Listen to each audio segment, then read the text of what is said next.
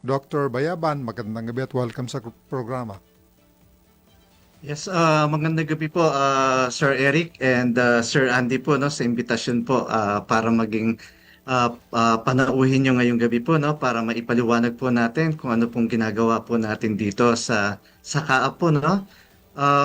Yun nga po, ako nga po si Dr. Rolly Bayaban po at narinig ko nga po yung terminology po, no, na for some medyo nako-connect po yung ang title po ng position namin as flight surgeon po. Well, Mm. historically po talaga pong nanggaling po yan sa mga doktor po, no, aviation doctor from the military, particularly is sa Air Force po, no. So Mm. ayun po, no, kaya po nung na-create po ang CAAP po through the Republic Act 9497 po, tinawag po itong opisina po namin na Office of the Flight Surgeon, and to sound it more like a civilian, dinagdag po yung aviation medicine. So naging Office of the Flight Surgeon and Aviation Medicine. So for short, OFSAM po ang tawag po niyan dito po. Ayun po, ako Doctor, po yung naging head po sa ng inyong CAAP po. Yes. sa inyong pagiging flight surgeon o kaya matanong ko lang, kailan pa kayo nagsimula sa CAAP? Particular dyan sa Ah, office na yan. Opo, nagsimula po ako, nag-join po ako sa CAAP nung panahon pa po na ito po ay ATO.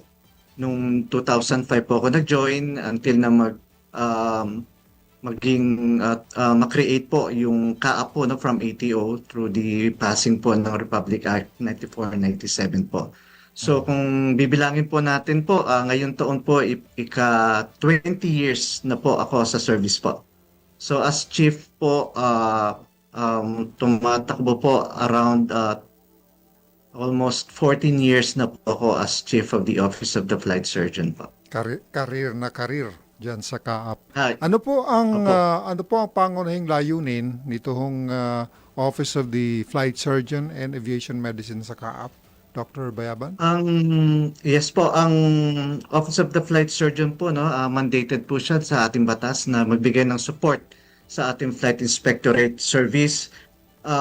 Ibig po sabihin noon, part po ng licensing and certification ng ating mga piloto po, no, as a requirement po ng ating regulation ng batas po na lahat po ng mga piloto po na binibigyan ng lisensya dapat po makapasa po sa medical test po na binibigay po ng bago po sila magamit ng pribilehiyo ng kanilang mga pilot licenses po, no? Mm. Para bigyan po kayo at ang ating mga nakikinig ng medyo mas maliwanag po na pananaw po, ang ating pong pilot licenses po nangangailangan ng different classes of aviation medical certificate. Yun po ang tawag natin po doon. Class 1, Class 2, and Class 3. So, depende po sa klase po ng pilot license, no? So, pag ang mga nag-a-apply po sa atin, yung mga baguhan po, mga estudyante po, ang ini-issue po natin dyan yung Class 2 po, no? Mm. May sarili po yung mga requirements kung ano po yung dapat na mga test na dapat po nilang pagdaanan na dapat na maipasa po nila. And then as they progress on their flying po, umaakyat po sila, nagiging private pilot license, commercial, and then if they hanggang sa maging professional pilots po sila. So nagbabago rin Mula sa po pagiging ang mga estudyante, kailangan ng requirements ganong po. klase po ng certification galing sa inyong opisina.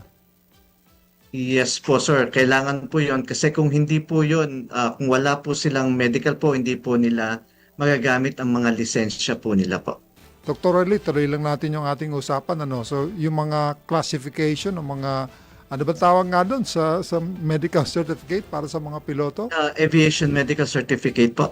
Ah, so, Opo. ano to? So kung Pinaka-highest, i-walk ano through, yun, nasa estudyante tayo hanggang sa mag-develop sa kanyang career, may mga ganong klase po ng requirement.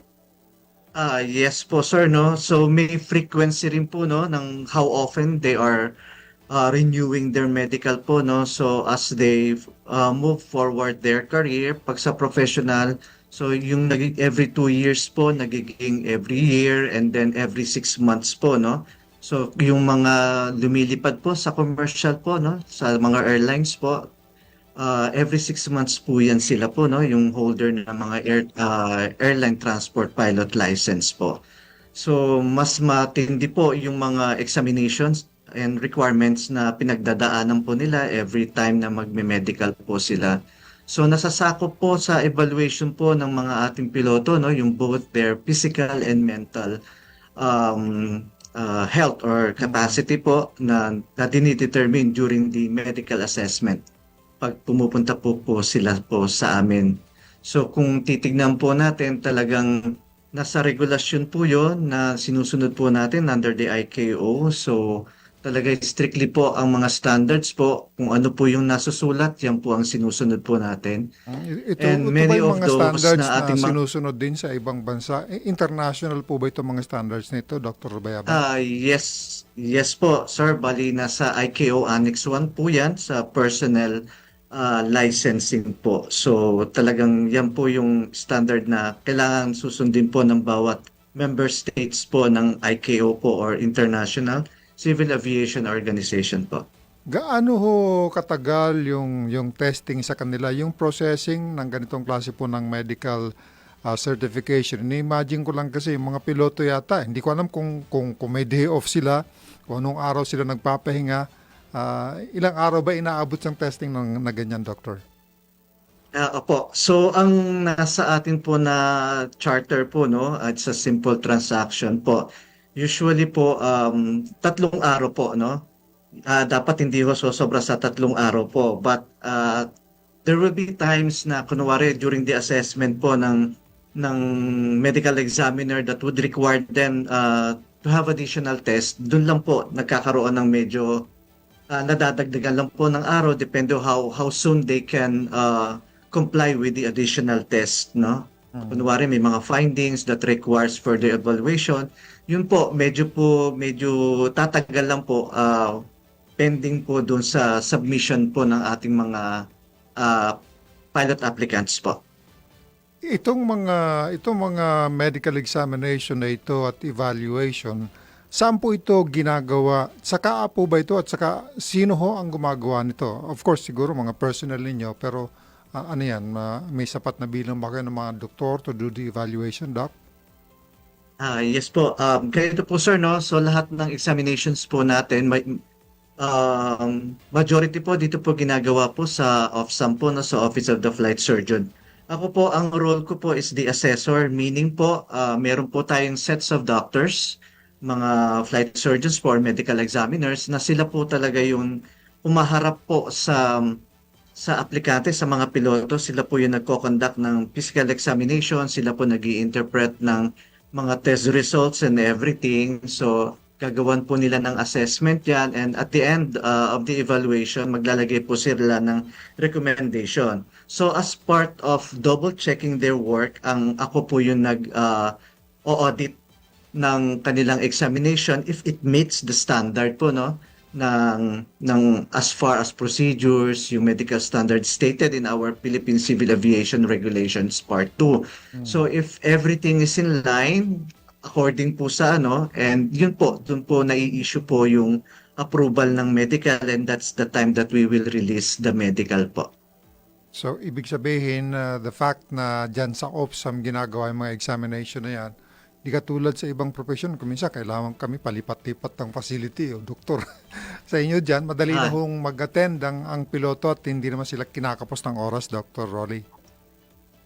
Hindi naman po, no, as part of our improvement po, no, for the last 2 years, kasi we would like to have them na magkaroon po ng online appointment, no? So they choose their own schedule and time kung morning or afternoon, para hindi rin po masayang po yung oras po na pagpunta po nila sa amin.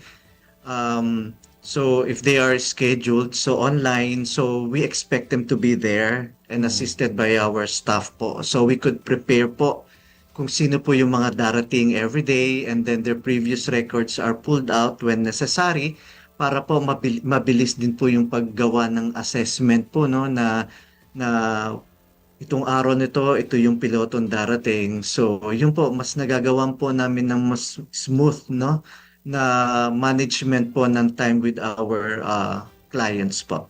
Doktor, siyempre, pabago-bago ang mga standards, ang mga sistema, ang mga procedures. Ano bang nakikita niyo mga pagbabago sa aviation medical standards, lalo sa mga darating na panahon para dun sa mga nakikinig na in the future ay gustong pumasok na piloto? Opo, no. Ngayon po, ang nangyayari na po ngayon, no, na assessment, no, is gearing towards giving education, preventive medicine po, no. Kasi, sorry po, in the past po, parang naghahanap ka lang ng mali sa piloto, but now it's different. We look to the future kung ano yung magiging role ng examiner, ng OFSAM, no, to keep them, no, na at their peak of their health para ma-enjoy nila yung license nila until their retirement. Kumbaga, more on health promotion and prevention po.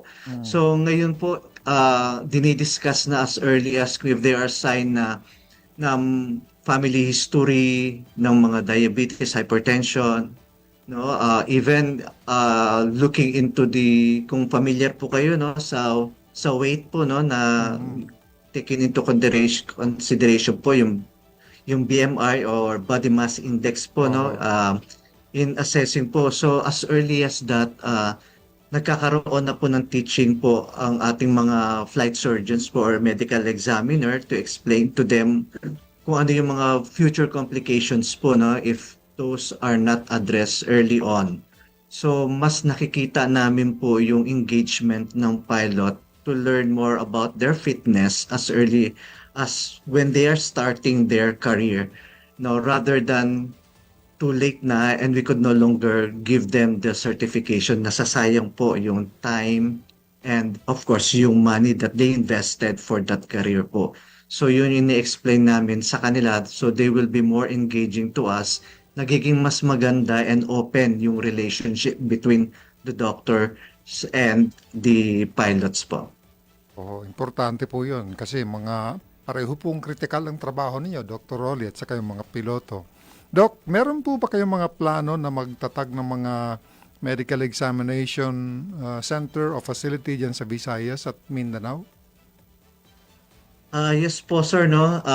Bali yan po yung instruction po ng aming butihing Director General po, no, na to address din po yung mga concerns those staying outside of Manila. Syempre po kung lahat po dito sa Manila, syempre additional cost on them din, no, na kung di naman matatapos in one day in examination, they have to stay here, and that's additional expenses. So we started already po, no, ang pagpe-prepare po, no, ng pag-establish ng mga off-site or outside na mga examinations, like one in the Cebu and Davao, and in the future also one here in additional po dito po sa Luzon, no, outside of Manila po.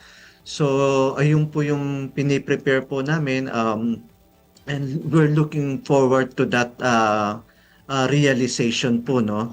And in the coming weeks po, I'm going to issue advisory po, no, sa ating mga stakeholders for a consultative meeting, how my office will go about those preparation po to establish yung mga off-site medical examinations po.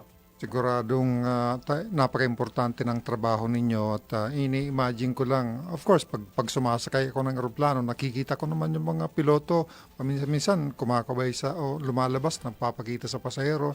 Mga physically fit naman, generally speaking. Di ba, Kay Eric, ganun ang image ko sa mga piloto eh. Siguro madalas po sila nagpi-physical, pero again, ngayon natin nalaman na meron palang isang opisina dyan sa CAAP na making sure na sila ay physically fit. Ano, Kay Eric? Tama po yan at we make sure na safety ang importante ng ating mga pasahero sa pamumuno ng ating mga piloto dyan sa mga aeroplano. No? Ano bang mga pwede po ninyong i-advise sa mga kababayan natin at lalo na sa mga kabataang nag-iisip na kumuha ng kurso sa pagkapiloto Ano bang pwede ninyong ibigay na payo sa kanila as far as keeping healthy is concerned? Okay po, maraming salamat po ulit, Sir Andy.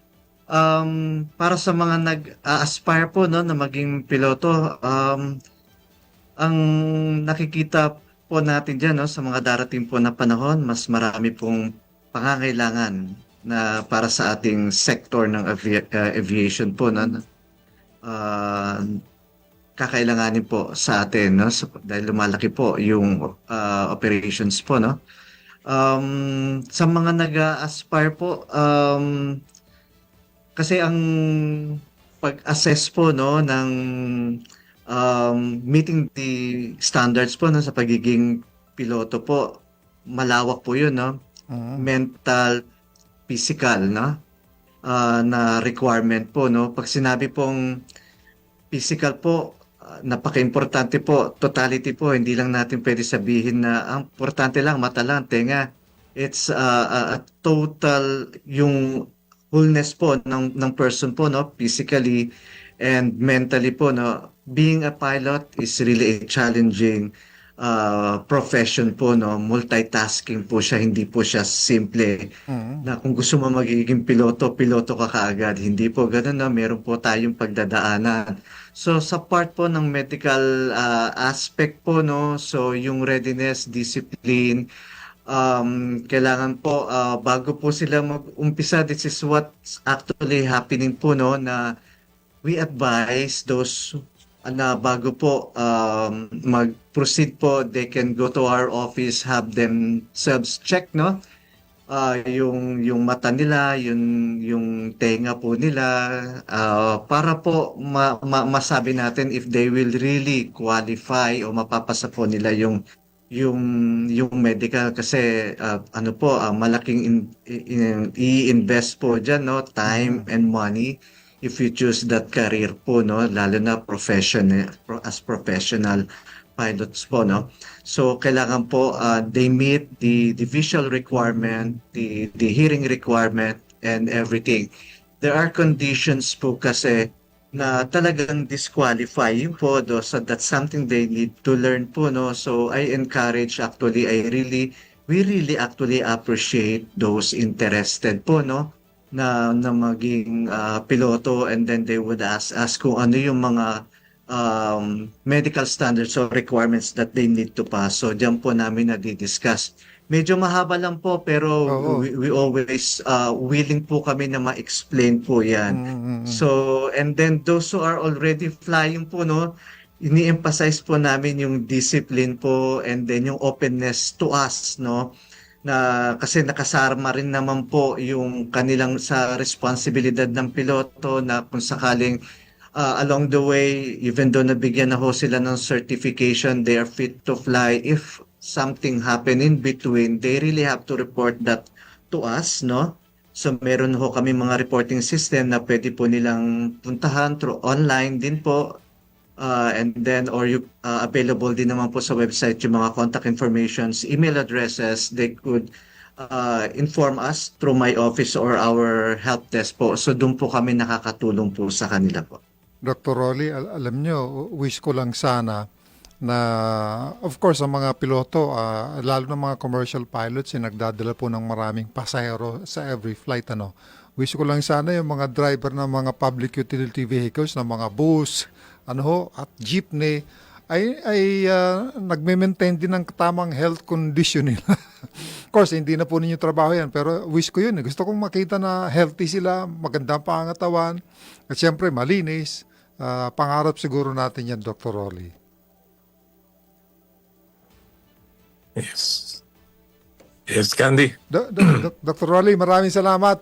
Of course, Kay Eric, go ahead. Yes, madagdag ko lang po, no? Ang function po ng OPSAM hindi lang po roon sa mga stakeholders, mga piloto.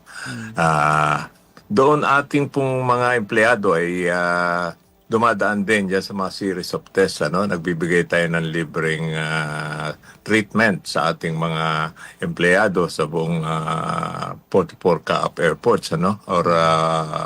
more than 100 airports yan, pero 44 yung commercial airport.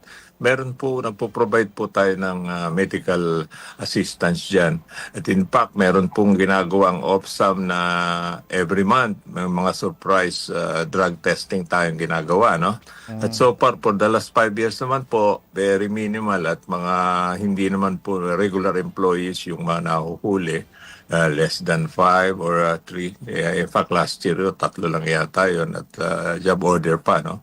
So, ang purpose po niyan is para mabantayan dahil alam nyo, napakadelikado ng mag-operate ng mga airports at yung safety is paramount to us. Kaya dyan sa medical aspect, binabantayan po talaga ng ating mga tiga-OPSAM yan.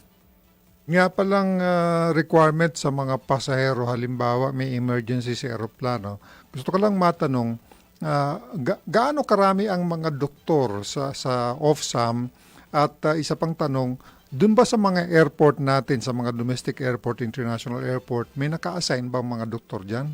Dr. Rolly o Kay Eric, sino bang pwede sumagot? Doc, ikaw na sumagot dahil mga tao mo yan. Apa. Sa ating mga dito po no sa Manila po sa ating main office sa OPSAM po meron po tayong 8 doktor po no.